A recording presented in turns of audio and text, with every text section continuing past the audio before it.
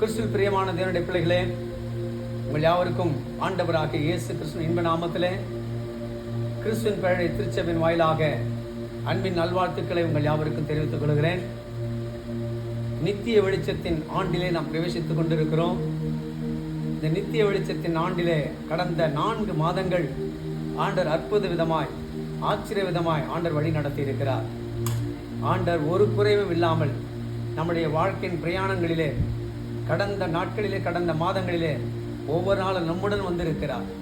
நம்மை கரம் பிடித்து தூக்கி இருக்கிறார், நம்மை போஷித்திருக்கிறார், நம்மை பாதுகாத்திருக்கிறார், நமக்கு ஆலோசனை தந்திருக்கிறார்.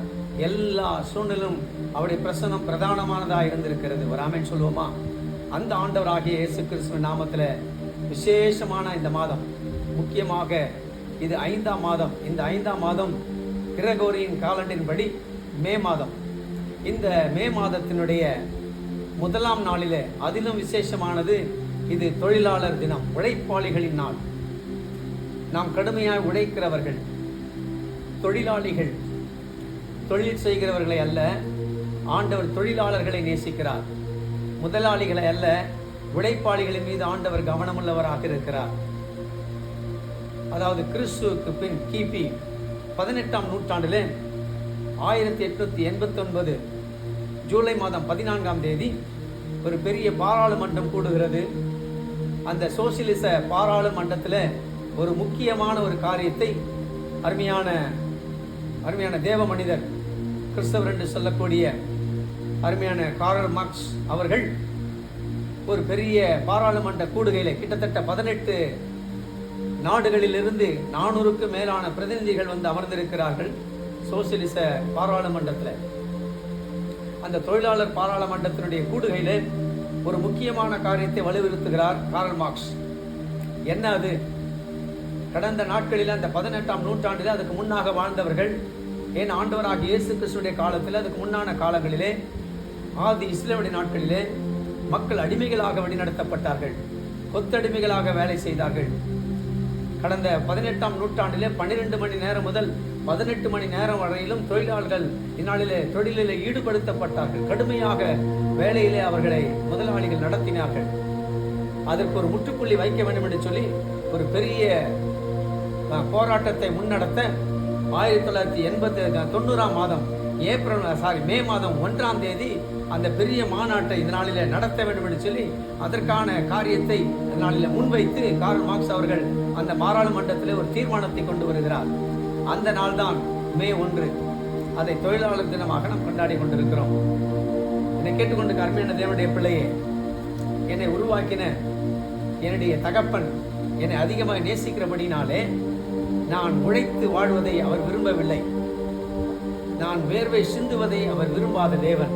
ஆகையில் எனக்கு ஒரு நல்ல ஒரு ஃபார்ம் ஹவுஸை கட்டி அதில் எல்லா விதமான சவரட்சணைகளை வைத்து, பழ வகைகள், கனி வகைகள், கீரை வகைகள் எல்லாவற்றையும் எனக்கு 5 முட்டை 60 அப்படி சொல்லுவாங்க. 5 முட்டை 60 சொல்லி நம்முடைய தமிழில் ஒரு பழம் உண்டு. அதுபோல எல்லாவற்றையும் அதில் உள்ளடக்கி சகல சவரட்சணைகளோடு கூட அதில் வாழ்வதற்கு, அதிலும் விசேஷமான வாலிபனா இருந்தபடினாலே எனக்கு ஒரு திருமணத்தை செய்து, நீயும் மனைவி இதில் சுகபோகமாய் நல்ல சந்தோஷமாய் மகிழ்ச்சியாய் வாழுங்கள் என்று சொல்லி அந்த அருமையான தோட்டத்தில் என்னை வைத்தார். நான் என்ன சொல்றேன் அப்படின்றத நீங்க புரிஞ்சு கொண்டிருப்பீங்கன்னு நினைக்கிறேன். ஆனால் அநேக நேரங்களில் நான் தான் அதை காத்து கொள்ளாமல் ஆண்டவருடைய கோபத்துக்குள்ளாகி அந்த அருமையான ஃபார்ம் ஹவுஸ், அந்த அருமையான தோட்டத்திலிருந்து நான் விலக்கப்பட்டு தொடர்ந்து இப்பொழுது நான் வேலை செய்து பிழைக்க வேண்டிய ஒரு நிலைமைக்கு தள்ளப்பட்டேன். ஆனாலும் ஆண்டவர் என்னை விடவில்லை. ஆண்டவர் என்னை விரட்டி விட்டாலும், ஆண்டவர் ஒருவேளை அந்த தோட்டத்தை எனக்கு என்று ஒருவேளை மூடிவிட்டாலும், என் மீது இரக்கமுள்ள ஆண்டவர், நம் மீது கிருபை உள்ள ஆண்டவர் எனக்கு வேறொரு வழியை திறந்து கொடுத்தார். அவருடைய வாக்கு தத்தங்களை எனக்கு வைத்தார். அவருடைய வார்த்தைகளினால் என்னை தேற்ற, அவருடைய வார்த்தைகளை கொண்டு நீ பிழைத்துக் கொள் என்று சொல்லி அவருடைய வார்த்தையை, வாக்கு தத்தங்களை எனக்கு தந்து, ஆண்டு கொடுத்த கட்டளைகளின்படி நீ வாழ்ந்து உனக்கு வைத்திருக்கிற நன்மை ஆசீர்வாதங்கள் நீ பெற்றுக்கொள் என்று சொல்லி இந்த உலகத்திலே பழுகி பெருக ஆண்டவர் இந்த நாளில் எனக்கு ஒரு அனுமதியை தந்து இந்த உலகத்திலே நாம் இன்றைக்கு வாழ்ந்து வருகிறோம். நான் எதை அடிப்படையாக வைத்து சொல்லுகிறேன் என்பதை மிக தெளிவாக நீங்கள் புரிந்து கொண்டிருப்பீர்கள். போகட்டும், ஆண்டு ரொம்ப நல்லவர். ஆகிய ஆண்டவர் இந்த நாளிலே அவருடைய வாக்கு தத்தத்திலே மாறாதவராக, அவர் சொல்லி செய்கிறவராகவும் வசனித்து நிறைவேற்றுகிற ஆண்டவர் இல்லையா? ஆகிய அவர் சொல்லு வார்த்தையிலே மாறாத ஆண்டவர். அவருடைய அநேக வார்த்தைகளை, வாக்கு தத்தங்களை நமக்கு வைத்து நம்மை அற்புதமாய், ஆச்சரியமாய் இதுவரையிலும் வழி நடத்துகிறார். பழைய படைப்பிலே ஒருவேளை மாற்றங்கள் காணப்பட்டாலும் அதற்கு பிறகு ஆண்டவர் தமது ஜனங்களை அற்புதமாய், ஆச்சரியமாய் வழி நடத்துவதில் எந்த மாற்றமும் இல்லை. அதில் கேட்டுக்கொண்டு அருமையான தேவனுடைய பிள்ளையே, ஆண்டவர் வானத்தின் பலனினாலும் பூமியின் விளைச்சலினாலும் நம்மை சுகித்து வாழ்ந்திருக்க ஆண்டவர் விரும்புகிறார். ஆண்டவர் இந்த நாளிலே வானத்திலிருந்து வருகிற மழைகளினாலே, பூமியிலிருந்து விளைகிற எல்லா விதமான கனிகளினாலே, இந்த நாளில பலவற்றை இந்த நாளில வாழ்ந்து சுகித்து நாம் ஆண்டவருடைய சந்தைகளை பெற்று இந்த உலகத்துல வாழ வேண்டும் என்பது ஆண்டவருடைய திட்டம். அகல இன்றைக்கு ஆண்டவர் அதன்படி இன்னைக்கு நல்ல சூழ்நிலை உருவாக்கி தந்திருக்கிறார். நல்ல திருச்சபையை கொடுத்திருக்கிறார், வாக்கு தத்தங்களை கொடுத்திருக்கிறார். நமக்காக ஜீவனை கொடுத்த ஆண்டவர் எல்லாவற்றையும் செய்வது அதிக நிச்சயம் அல்லவா? அகல இந்த மே மாதத்துல கடந்து வந்திருக்கிற நமக்கு ஆண்டவர் கொடுக்கிற அருமையான வாக்கு தத்தத்தை முன்வைத்து நான் கடந்து போக ஆவி நமக்கு அனுகிரக செய்வாராக. என்னோட கூட வேதத்தை வைத்துக் கொண்டிருக்கிறவர்கள் இந்த அருமையான இந்த காணொலி வழியாக அமர்ந்து ஆண்டுடைய வார்த்தையை கேட்டுக்கொண்டிருக்கிற தேவ பிள்ளைகள் இருக்கிறீர்களானால் உங்கள் அருகில் இருக்கிற வேத புத்தகத்தை கையில் எடுத்துக் கொள்ளுங்கள். இல்லை என்றால் நான் உங்களுக்காக வாசித்து நான் உதவி செய்கிறேன். ஏசியா தீர்க்கதரிசி புத்தகம் 35ஆம் அதிகாரம் 1ஆம் வசனத்தில் ஆண்டவர் இப்படியா ஒரு வார்த்தையை கொடுத்திருக்கிறார். அந்த வார்த்தை இப்படியா சொல்லுகிறது: வனாந்தரமும் நாளிலே வறண்ட நிலமும் மகிழ்ந்து கடுவெளி கழித்து புஷ்பத்தை போல செழிக்கும். மீன் ஒரு விஷயம் வாசிக்கிறேன். வனாந்தரமும் வறண்ட நிலமும் மகிழ்ந்து கடுவெளி கழித்து புஷ்பத்தை போல செழிக்கும் என்று சொல்லி கர்த்தர் சொல்லுகிறார். ஆமென் சொல்லுங்களேன், சத்தமா தான் சொல்லுங்களேன். ஆமென். கர்த்தர் நல்லவர். ஹல்லேலூயா. ஆண்டவர் இந்த நாளிலே இந்த மாதத்தை ஆண்டவர் சொல்லுகிறார், இன்னைக்கு புஷ்பத்தை போல செழிக்கிற ஒரு மாதமாய் கர்த்தர் வைத்திருக்கிறார். அவருடைய பரிசுத்த நாமத்துக்கு மகிமை உண்டாவதாக. என்னை கேட்டுக்கொண்டு அருமையான தேவனுடைய பிள்ளைகளே, உங்களுக்கு நேரம் வாய்ப்பின் இந்த அதிகாரம் முழுவதுமாய் நீங்கள் வாசித்து பாருங்கள். 10 வார்த்தைகள் இதில் இருக்கிறது. 10 முத்தான வார்த்தைகள். அதை ஆண்டவர் இந்த நாளில் நமக்கு சொத்தாக கொடுத்திருக்கிறார். ஒரு ஆமென் சொல்லுங்களேன். இந்த முத்தானது அனைத்தும் நமக்கு சொத்தானது. ஹல்லேலூயா. அதை விசுவாசித்து நான் அதை சார்ந்து வாழ்வேன், ஆனால் அது எனக்கு கெத்தானது. ஹல்லேலூயா, ஹல்லேலூயா. ஆகவே இந்த நாளிலே ஆண்டவர் நாளிலே இந்த முத்தை, வேதத்தில் உள்ள இந்த முத்துக்களை நீங்கள் நானும் விலையேற பெற்ற முத்துக்களை பெற்று ஆண்டவருக்கு சாட்சிகளாய் வாழ ஆண்டவர் நாளிலே நமக்கு தந்திருக்கிற இந்த வாக்குத்தத்தத்தை ஒவ்வொன்றும், ஒவ்வொரு வார்த்தைகளிலும் பெரிய ஆசீர்வாதங்களை ஆண்டவர் உள்ளடக்கி வைத்திருக்கிறார். மகத்தான ஆசீர்வாதங்களை வைத்திருக்கிறார். மகிமையான ஆசீர்வாதங்களை அதில் ஆண்டவர் வைத்திருக்கிறார். அவைகளை உங்களுக்கு சொல்லி கடந்து போக ஆண்டவர் அனுக்கிரக செய்வாராக. அது மாத்திரமல்ல, என்னை கேட்டுக்கொண்டு அருமையான தேவனுடைய பிள்ளையை, இதை நீங்கள் தொடர்ந்து நீங்கள் வாசிக்கிற அதில் சொல்லுகிறார், இந்த மாதம் மகிழ்ச்சியின் மாதம், களிப்பின் மாதம், எல்லாவற்றுக்கும் மேலாக இது செழிப்பின் மாதம். ஆண்டவர் மகிழ்ந்து களித்து செழித்திருக்க ஆண்டவர் நாளிலே விரும்புகிறார். ஆகல இந்த மாதம் உங்களுடைய கையின் பிரயாசங்களை ஆஸ்வதிக்கிறார். ஆகல உழைத்து வாழ வேண்டும் என்கிற ஒரு சூழ்நிலை ஆண்டவர் நமக்கு உருவாக்கி தந்தாலும் வேதம் சொல்லுகிறது, அவர் ஐஸ்வர்யத்தை சம்பாதிக்கும்படியான பலனை தருகிறவர். நீங்கள் இந்த நாளில் உபாகம் புத்தகத்தில் 28 நீங்கள் வாசிப்பீர்களானால், நீ கையிடும் எல்லா வேலைகளும், நீ கையிட்டு செய்யும் எல்லா வேலைகளையும் கர்த்தர் ஆசீர்வதிக்கிறவர். நம்ம வேலை செஞ்சு பழைச்சு சதிச்சா சாப்பிடணும் அப்படின்ற ஒரு வழிமுறையை ஆண்டு நமக்கு வகுத்து தந்தாலும் அதுல தேவையான பலனை, ஆற்றலை, ஞானத்தையும் தருகிறவர் அவர். ஆகல நாம் செய்கிற வேலைகளை ஆண்டவர் ஆசீர்வதிக்கிறவர். நம்முடைய சம்பாத்தியத்தை அவர் ஆசீர்வதிக்கிறவர். தேவையற்ற செலவினங்கள், கஷ்ட நஷ்டங்கள் ஒன்று வராதபடிக்கு நம்முடைய கையின் பிரயாசங்களை வர்த்திக்க பண்ணுகிற ஆண்டவருடைய கரம் இன்றைக்கு நம்மோடு கூட இருக்கிறது. அவர் இந்த நாளில நாம் மகிழ்ந்து, நாம் கழித்து, நாம் செழித்திருக்க விரும்புகிறார். இது ஒரு செழிப்பின் மாதம், அதை மறந்து விடாதீர்கள். ஆகல ஒருவேளை அநேகருக்கு இந்த மாதம் மிகவும் கடினமான ஒரு மாதமாக இருக்கும். காரணம் என்ன அப்படின்னா, பிள்ளைகளுக்கு புதிய வகுப்புகளில் அவர் செல்ல போகிறார்கள், புதிய பள்ளிகளிலே அவர்கள் சேர்க்க வேண்டும், அல்லது ஒருவேளை கல்லூரியிலே சேர்க்க வேண்டும். இப்படி பல காரியங்கள் இருக்கிறது. அவர்களுக்கான தேவைகள் அதிகமாய் உண்டு. ஆகல இந்த மாதம் என்னுடைய சொற்ப வருமானத்தை வைத்து நான் என்ன செய்யக்கூடும் என்று சொல்லி ஒருவேளை நீங்கள் யோசிக்கலாம். ஒருவேளை உங்களுடைய வாழ்க்கை வறண்ட ஒரு நிலத்தை போல, வனாந்தரத்தை போல ஒருவேளை காணப்படலாம். ஆனால் வனாந்தரமான, வறட்சியான, வறண்ட அந்த நிலத்தில் ஆறுகளை தோன்ற பண்ணுகிற ஆண்டவர். அதிலே 2வது வசனத்தை நான் உங்களுக்கு வாசிக்கிறேன். அதை நல்லா தெளிவாய் கவனிங்கள். அவர் என்ன சொல்றாரு பாருங்க. அந்த 2வது வார்த்தை ரொம்ப அழகான வார்த்தை. எனக்கு ரொம்ப பிடித்தமான அந்த வார்த்தையை நான் வாசிக்கிறேன். அது மிகுதியாய் செழித்து பூரித்து ஆனந்த களிப்புடன் பாடும். லிபனோனின் மகிமையும் கர்மேல் சாரோன் என்பவைகளின் அலங்காரமும் அதற்கு அளிக்கப்படும். அவர்கள் கர்த்தருடைய மகிமையையும் தமது தேவனுடைய மகத்துவத்தையும் காண்பார்கள். நான் இந்த இடத்துல கொஞ்சம் இந்த வார்த்தையை நான் எனக்கு சொத்தாக்கி கொள்ள, எனது உரிமையாக்கி கொள்ள விரும்புகிறேன். ஒருவேளை நீங்க விசுவாசிப்பீங்கன்னா நீங்களும் அதை உரிமையாக்கி கொள்ளுங்க. எப்படி நான் உரிமையாக்க கொள்ளுகிறேன்? இங்க பாருங்க, அந்த இடத்துல சொல்ல போகிறது அவர்கள் என்று சொல்லுகிற இடத்துல நான் நாங்கள் என்று சொல்ல போகிறேன். நாங்கள் கர்த்தருடைய மகிமையும் தமது தேவனுடைய மகத்துவத்தையும் காண்போம். ஒரு ஆமீன் சொல்லுங்களேன். ஓ, நீங்களும் அதை விசுவாசிக்கிறீங்க போல. அப்போ நீங்களும் அப்படியே சொல்லுங்க. ஏன்னா இதை யாரெல்லாம் விசுவாசிக்கிறோம் அவங்க அத்தனைக்கும் அந்த கிரியை செய்யும். ஆமென், அல்லேலூயா. ஆண்டவர் இதில் சீனியாரிட்டி லெவலு இல்லையா, ஜூனியாரிட்டி அதெல்லாம் கிடையாதுங்க. யாரெல்லாம் விசுவாசிக்கிறோமோ அவங்க எல்லாருக்கும் அதை சொந்தமாக்கி தருகிறது தான் நம்முடைய ஆண்டவர். ஆகையில இந்த 2ஆம் வசனத்தை சொல்ல போகிறது பாருங்க. அவர் அது மிகுதியாய் செழித்து உங்களுடைய வறட்சியான, உங்களுடைய வறண்ட சூழ்நிலைகள் எதுவானா இருக்கட்டும், ஒருவேளை இருதயத்தில் ஒரு வறட்சி இருக்கலாம், உங்களுடைய ஆத்மாவில் ஒரு வறட்சி இருக்கலாம், வனாந்தரத்தை போல உங்களுடைய சூழ்நிலை காணப்படலாம், உங்களுடைய குடும்பம் காணப்படலாம், உங்களுடைய பிள்ளைகளுடைய எதிர்காலம் காணப்படலாம், உங்களுடைய தொழில் காணப்படலாம், ஒருவேளை உங்களுடைய வேலை ஸ்தலங்கள் காணப்படலாம், ஏன் உங்களுடைய ஊழியம் கூட அப்படி ஒரு வறட்சியான வறண்ட ஒரு சூழ்நிலை காணப்படலாம். ஆனால் வேதம் சொல்லுது, வறட்சியான இடங்களிலே, வறண்ட நிலங்களிலே அவர் ஆறுகளை தோன்ற பண்ணுகிற தேவன், ஊற்றுகளை உண்டு பண்ணுகிறவர். அல்லேலூயா. வனாந்தரத்தை அவர் கடுவெளியாய் மாற்றுகிற ஆண்டவர். அது மாத்திரம் களிப்பாய் மாற்றுகிறவர், செழிப்பாய் மாற்றுகிறவர், பூத்து குலுங்க செய்கிறவர். ஆகல அதை குறித்து நீங்கள் எதற்கும் கவலைப்பட வேண்டிய அவசியம் இல்லை. ஆகல அவர் சொல்றாரு, உங்களுடைய தளர்ந்த கைகளை, சோர்ந்து போயிருக்கிறியா, துவண்டு போயிருக்கிறியே, அடுத்து என்ன செய்வது என்பதில் ஒரு உற்சாகம் இல்லாம, உத்வேகம் இல்லாதபடிக்கு மிகுந்த சூழ்நிலை, ஒரு சோர்வான சூழ்நிலை தள்ளப்பட்டிருக்கிற தேவப்பிள்ளை அவர் சொல்லுகிறார் அந்த 3ஆவது வசனத்துல, தளர்ந்த கைகளை நீங்கள் திடப்படுத்தி தள்ளாடுகிற முழங்கால்களை பலப்படுத்துங்கள் என்று சொல்லுகிறார். கைகளை திடப்படுத்துங்க, உங்களுடைய முழங்கால்களை பலப்படுத்துங்க. உங்களுடைய வேலையை உற்சாகத்தோடு கூட நல்ல திடமா என்ன செய்யுங்க, நம்பிக்கையோடு கூட உங்களுடைய வேலையை செய்யுங்க. உங்களுடைய முழங்கால்களை பலப்படுத்துங்க, ஜெபிங்க. முழங்கால் என்பது ஜெபத்துக்கு அடையாளம். ஆகல நீங்கள் ஜெபத்தோடு கூட நீங்கள் உழைக்கிற போது, ஜெபத்தோடு கூட உங்களுடைய தொழில்களில் நீங்கள் ஈடுபடுகிற போது கர்த்தர் அதை நிறைவாய் ஆசீர்வதிக்கிறவர். இந்த மாதத்தினுடைய அனைத்து தேவைகளையும் சந்திப்பார். இது மகிழ்ச்சியின் மாதம், இது ஆனந்த களிப்பின் மாதம், எல்லாவற்றுக்கும் மேல இது செழிப்பின் மாதம், இது நித்திய வெளிச்சத்தின் ஆண்டு.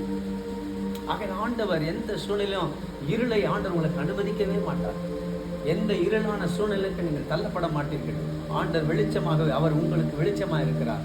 நீங்கள் அந்த வெளிச்சத்தில் வாழ்கிறோம், நான் அந்த வெளிச்சத்தில் வாழ்ந்து கொண்டிருக்கிறேன். ஆகல இருள் நம்மை மேற்கொள்வதில்லை, துக்கம் நம்மை மேற்கொள்வதில்லை, வறட்சி நம்மை மேற்கொள்வதில்லை, வறண்ட சூழ்நிலைகளை நீங்கள் நானும் காணப்போவதில்லை.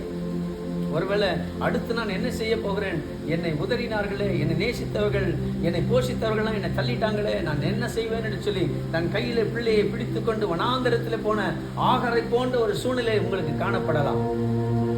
ஆனா ஆண்டவர் இந்த வனாந்தரத்துல ஊற்றை தோன்ற பண்ணினார். ஒரு நம்பிக்கையை ஆண்டவர் அந்த இடத்துல கொடுத்தார். ஆகரை நீ ஏன் அழுகிறாய் என்று சொல்லி விசாரித்தார். என்னை கேட்டுக்கொண்ட தேவனுடைய பிள்ளையே, அதை ஆண்டவர் உங்களை விசாரிக்கிறார். நீ ஒன்றுக்கும் கவலைப்படாத, அவனை பார்த்து கேட்கிறார், ஏன் அழுகிறாய், சுற்றி பார், விசுவாசித்தால் நீ தேவனுடைய மகிமை காண முடியும். உன்னுடைய வாழ்க்கையிலே, உன்னுடைய குடும்ப சூழ்நிலையிலே ஒரு ஊற்றை நான் தோன்ற பண்ணுவேன். வனாந்தரமான வறட்சியான சூழ்நிலை உனக்கு நான் மாற்றி தருகிறேன் என்று சொல்லி கர்த்தர் சொல்லுகிறார். நீ கவலைப்பட வேண்டிய அவசியம் இல்லை. தொடர்ந்து இந்த வார்த்தைகளை நீங்கள் வாசித்து பாருங்கள். எவ்வளவு ஆச்சரியமாய் ஆண்டவர் வழி நடத்துகிறார், அதிசயமாய் ஆண்டவர் வழி நடத்துகிறார். இங்க நான் குறிப்பு வைத்திருக்கிறேன். தொடர்ந்து உங்களுக்கு ஒரு காரியத்தை நான் சொல்லுகிறேன். 7ஆம் வசனத்தை உங்களுக்காக நான் வாசிக்கிறேன். 7ஆம் வசனத்தை நீங்க வாசித்து பார்த்தீங்கன்னா ரொம்ப அருமையா ஆண்டவர் அற்புதமாக ஒரு காரியத்தை சொல்லியிருக்கிறார். பாருங்க, அந்த 7ஆம் வசனத்துல வெட்டாந்தரை தண்ணீர் தடாகமாகும், வறண்ட நிலம் நீரூற்றுகளுமாகும், வலு சர்ப்பங்கள் தாவரித்து கிடந்த இடங்களிலே புல்லும் குறுக்கையும் நாணலும் உண்டாகும். என்னை கேட்டுக்கொண்டு கர்மனிதனுடைய பிள்ளையே, வெட்டாந்தரை தண்ணீர் தடாகமாகும். உடைய வெட்டாந்தரை ஆண்டவர் தண்ணீர் தடாகமாய் மாற்றுகிறார். உடைய வருமானம் சொற்பமா இருக்கலாம், இதை வச்சு நான் என்ன பண்றதுன்னு தெரியலையே, எங்கிருந்து எனக்கு வரும். என்னை கேட்டுக்கொண்ட கர்மனிதனுடைய பிள்ளையே, வடக்கே இருந்தோ கிழக்கே இருந்த ஜெயம் வராது. ஜெயம் கர்த்தரிடத்திலிருந்து வரும், ஆசீர்வாதம் கர்த்தரிடத்திலிருந்து வரும். அற்புதமாய் ஆச்சரியங்களை உண்டு பண்ணுகிற ஆண்டவர், அதிசயத்தை ஆண்டவர் இந்த நாளிலே நீங்கள் காண்பீர்கள். நீங்கள் அறியாத ஜனம் உங்களிடத்தில் வருவார்கள். நீங்கள் கேட்டுறாத, நீங்கள் எதிர்பாராத இடத்திலிருந்து உங்களுக்கு நன்மைகள் வரும். ராமேன் சொல்லுங்களேன், நீ விசுவாசிக்கிறீர்கள், அநேக தேவைகள் மத்தியில் இருக்கிறீர்கள். ஆகலதான் இதை நீங்கள் கண்டு இந்த நாளிலே மிக கவனமாக நீங்கள் பார்த்து கொண்டிருக்கிறீர்கள் என்று நான் விசுவாசிக்கிறேன். கர்த்தர் நிச்சயமாக விசுவாசிக்கிற, வேதனைப்படுகிற உங்களுடைய வாழ்க்கையில ஒரு அற்புதத்தை தோன்ற பண்ணுகிறார். தண்ணீர் தடாகமாய் மாற்றுகிறார். இங்க பாருங்க, வெட்டாந்தரை தண்ணீர் தடாகமும், வறண்ட நிலம் நீரூற்றுகளும் ஆகும். ஒரு நீரூற்றை ஆண்டவர் உண்டு பண்ண போகிறார். யாக்கோபுடைய வாழ்க்கையில பல சூழ்நிலைகளில் ஆண்டவர் அவனோடு கூட இருந்தார் இல்லையா? ஈசாக்குடைய வாழ்க்கையில பல சூழ்நிலைகளில் கர்த்தர் அவனோடு கூட இருந்தார். அவனுக்கு நீரூற்றுகளை உண்டு பண்ணினான், துறவுகளை தோன்றுகிறான். மற்றவர்கள் வந்து அங்கே அவனுக்கு கெடுதலை ஏற்படுத்துகிறார்கள். ஆனாலும் கர்த்தர் அவனோடு கூட இருந்தார். கர்த்தர் அவனை ஆசீர்வதித்தார், அவனை உயர்த்தினார். அதே ஆண்டவர் இன்றைக்கு மாறாதவர் ஆகிற. அதை தொடர்ந்து இன்னும் ஒரு வசனத்தை வாசித்து நான் நிறைவு செய்கிறேன். 10ஆம் வசனத்துக்குள்ளே நாம் கடந்து போவோம். அந்த 10ஆம் வசனத்தினுடைய கடைசி வசனம் இப்படியா சொல்லுகிறது: கர்த்தரால் மீட்கப்பட்டவர்கள் திரும்பி ஆனந்த களிப்புடன் பாடி சீயோனுக்கு வருவார்கள். நித்திய மகிழ்ச்சி அவர்கள் தலையின் மேல் இருக்கும்.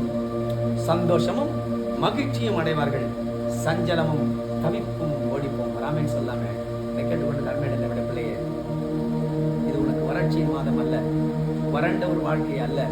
ஆண்டவர் மகிழ்ச்சி களிப்பின் செழிப்பின் நாட்களை ஆண்டவருக்கு வைத்திருக்கிறார். ஆகவே நீங்கள் மகிழ்ந்து களி கூறுவீர்கள். நீங்கள் மீட்கப்பட்டவர்கள், நீங்கள் நானும் மீட்கப்பட்டவர்கள். ஆண்டவராகிய இயேசு கிறிஸ்துவின் ரத்தத்தினாலே மீட்கப்பட்டவர்கள். அவருடைய ரத்தத்திலே கிரியம் கொடுத்து மீட்கப்பட்டவர்கள். பாவத்திலிருந்து, சாபத்திலிருந்து, வியாதிகளிலிருந்து, இந்த நாளிலே வறுமைகளிலிருந்து மீட்கப்பட்டவர்கள். நீங்கள் நானும் ஆனந்த களிப்புடன் பாடி நாம் சீயோனுக்கு வருகிறவர்கள்.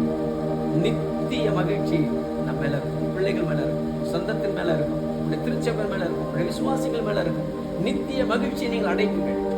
சஞ்சலமும் தவிப்பும் ஓடி போகும். ராமன் சொல்லுங்க, எப்படிப்பட்ட சஞ்சலமா இருக்கட்டும், எப்படிப்பட்ட தவிப்புக்குள்ளாக நீங்கள் சிக்கி இருக்கலாம், ஆனால் அவைகள் ஓடி போகும் என்று சொல்லி கர்த்தர் சொல்லுகிறார். ஆண்டுடைய வார்த்தை வல்லமை உள்ளது. ஆண்டுடைய வார்த்தை விசுவாசிக்கிற நீங்கள் பெரியவர்கள். என்னை விசுவாசிக்கிறவன் நான் செய்தவைகளை மாத்திரமல்ல, என்னிலும் பெரிய காரியங்களை செய்வான் சொல்லி கர்த்தர் சொல்லி இருக்கிறார். ஆகவே விசுவாசிக்கிற நீங்கள் நானும் பேறு பெற்றவர்கள், விசுவாசிக்கிற நீங்கள் நானும் பாக்கியம் பெற்றவர்கள். ஆகவே நம்முடைய விசுவாசமே நம் உலகத்தை ஜெயிக்கிற ஜெயமா இருக்கிறது. ஆகவே நீங்கள் விசுவாசிங்கள், எதை குறித்து கவலைப்படாதீர்கள். ஆண்டவர் இந்த வாக்குத்தத்தத்தின்படி உங்களை நிச்சயமாய் வழி நடத்துவார். ஆண்டவர் சொன்ன அந்த வார்த்தையை நீங்கள் மறந்து விடாதீர்கள். வனாந்திரமும் வறண்ட நிலமும் மகிழ்ந்து கடுவெளி கழித்து புஷ்பத்தை போல செழிக்கும். ஆண்டவர் அப்படி செய்கிறது. ஒன்றுக்கு கவலைப்படாமல் வேதம் சொல்லி எல்லாவற்றையும் குறித்து சோத்திரத்தோடு கூட விண்ணப்பத்தினாலும் வேண்டினாலும் பிதாவாகிய தேவனுக்கு தெரியப்படுத்துங்கள். ஆண்டு வழி நடத்துகிற ஆண்டவர். மத்தேயு 6ஆம் அதிகாரம் 28, 29 ஆகிய வசனத்தை நீங்க எடுத்து வாசித்து பாருங்க. எவ்வளவு அருமையாக சொல்றார் ஆண்டவர். மத்தேயு எழுதின சுவிசேஷம் 6ஆம் அதிகாரம் 28ஆம் வசனத்தை நீங்க பாத்தீங்கன்னா அங்க எவ்வளவு அழகான ஒரு வார்த்தை ஆண்டு சொல்ல பாருங்க. ஆண்டு சொல்லாரு, அதை நான் உங்களுக்கு வாசித்து உதவி செய்கிறேன். அங்க சொல்லப்பட்டிருக்கிறது,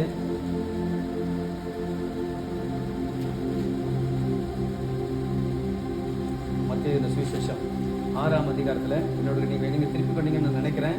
அங்க பாருங்க, ஆண்டு சொல்லுகிறாரு, கவலைப்படுகிறதுனாலே உங்களில் எவன் சரீர அளவோடு ஒரு முழத்தை கூட்டுவான்? உடைக்காகவும் நீங்கள் கவலைப்படுகிறது என்ன?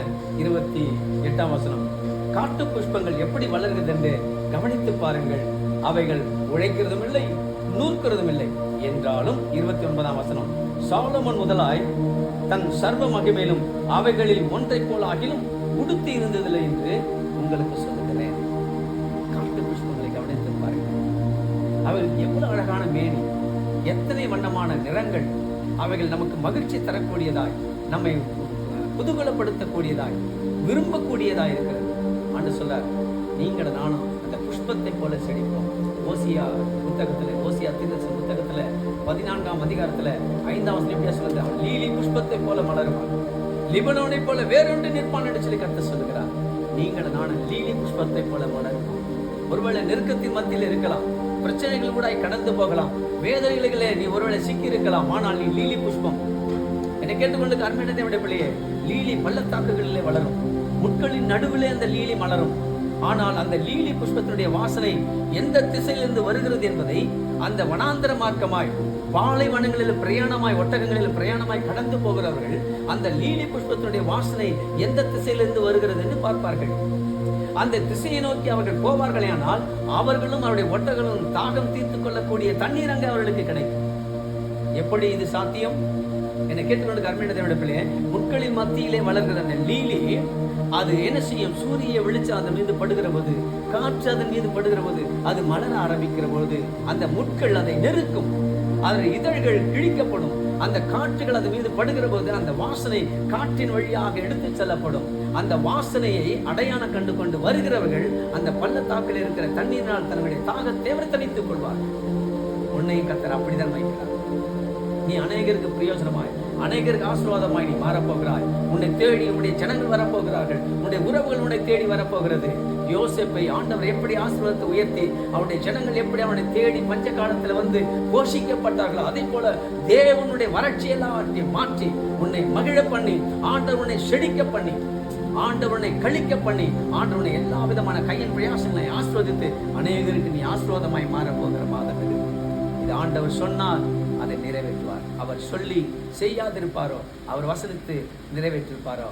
அவர் சொன்னதை செய்வார், செய்வதையே சொல்வார், செய்யாத ஒன்றையும் சொல்லவே மாட்டார். பாடி துதிக்கிறோம் இல்லையா? தேவ பிள்ளைகள் எவ்வளவு அருமையா பாடி துதிக்கிறார்கள். அது எத்தனை உண்மையான வார்த்தை, அது ஜீவனுள்ள வார்த்தை. அவர் சொல்லி செய்கிறவர். ஆகல அந்த ஆண்டவர் இன்றைக்கு ஜீவனோடு கூட இருக்கிறார். ஆகல எதை குறித்து கவலைப்படாதீர்கள், மகிழ்ச்சியா இருங்க. ஆண்டவர் சொன்னார், ஒன்றுக்கும் கவலைப்படாதீர்கள் என்று சொன்னார். அப்படின்னா என்ன அர்த்தம்? கம்ப்ளீட்டா ஆண்டவரை சார்ந்து கொள், அவரை விசுவாசி. நீ செய்யற வேலை என்னன்னா இருக்கட்டும், உன் வருமானம் எவ்வளவுனா இருக்கட்டும், நீ கவலைப்படாத. உன்னை ஆசீர்வதிக்கிறவர், உன்னை உயர்த்துகிறவர், உன்னை இந்த நாளிலே அவர் இந்த நாளிலே நேசிக்கிறார். அவர் ஆண்டு சொன்ன, நீங்க ஒன்றுக்கு கவலைப்படாமல் எல்லாவற்றையும் குறித்து ஸ்தோத்திரத்தோடு விண்ணப்பத்தினாலும் வேண்டினாலும் பிதாவை தேவனுக்கு தெரியப்படுத்துங்கள். அப்போது எல்லா புத்திக்கு மேலான தேவ சமாதானம் உங்களை கிறிஸ்திய சூப்பலாய் காத்துக்கொள்ளும். ஆகிய கேட்டுக்கொண்ட கருமையான தேவன பிள்ளையே, கவலைப்படாதிருங்கள். இது மகிழ்ச்சியின் மாதம், இது களிப்பின் மாதம், இது செழிப்பின் மாதம்.